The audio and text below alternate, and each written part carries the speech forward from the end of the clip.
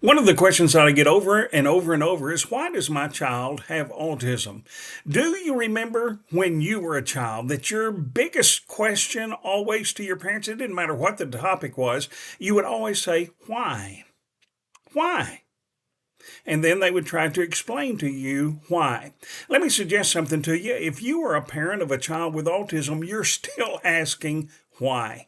Why did this happen? Why does my child have autism? I am so grateful that you're with me today because we're going to look at some of the whys autism is prevalent in our children today.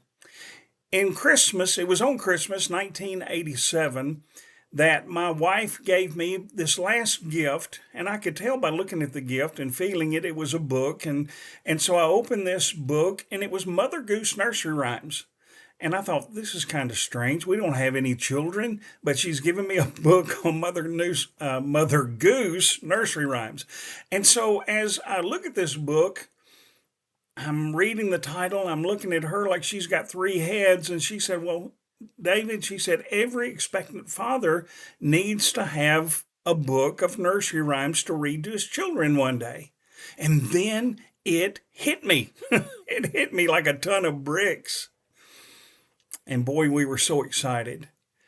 Plans were made, doctor's appointments were made, everything was falling into place. The doctor gave my wife, you need to do this and this and this and this and this. And she was following his instructions. She was eating right. She was exercising. She was resting. She was taking her vitamins. She was going for her follow-up appointments. She was doing all of those things. And then the time comes, and our daughter is born. We were excited. We were ecstatic.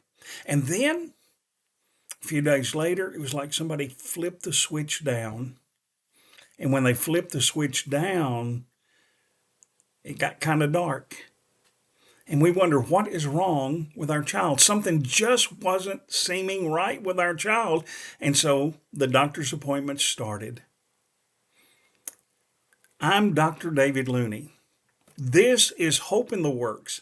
And I'm so glad that you are here today because we're going to be discussing some of the things that can be indicators as to why your child has autism. Think of the word beg, B-E-G. The first thing that I want to share with you is B. It's biological. Now, what do we mean by that? Biological factors, problems with brain connections, undergrowth or overgrowth in certain areas of the brain. Also, your metabolism is tied in here, and that can play into, certainly the energy of your body.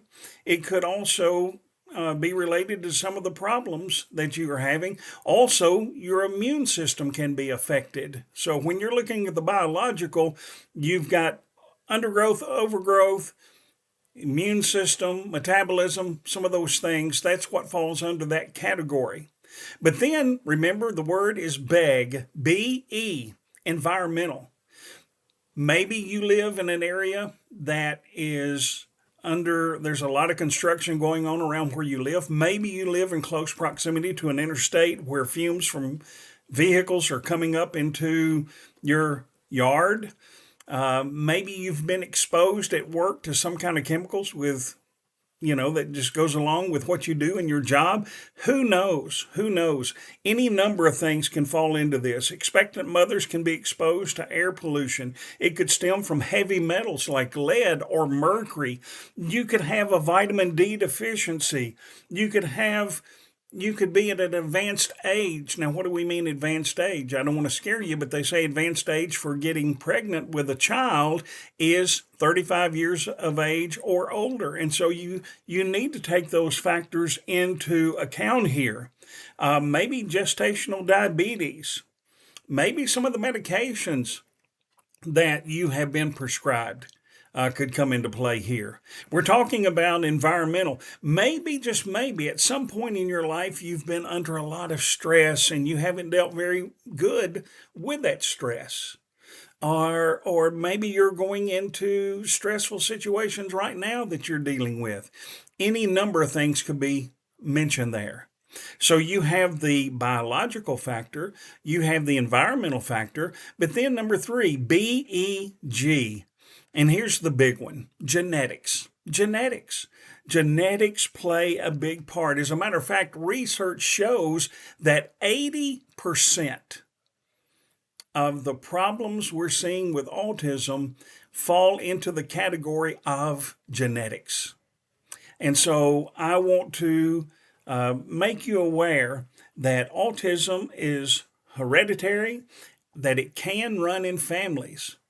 And so biological, environmental, or genetics, those are the three key factors. Now, certainly there are some subsets under all of these, and maybe those will be a video in the future, but this is what you need to know for right now so that you can make the proper assessment in your life, so that you can see the doctor and talk to him or her about what's going on in your life and let them help you to get some of these things under control.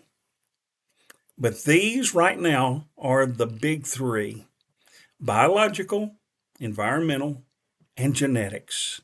Now, in my next video, why is early intervention the key to success with your child with autism? But then I want to follow up with that in the same video.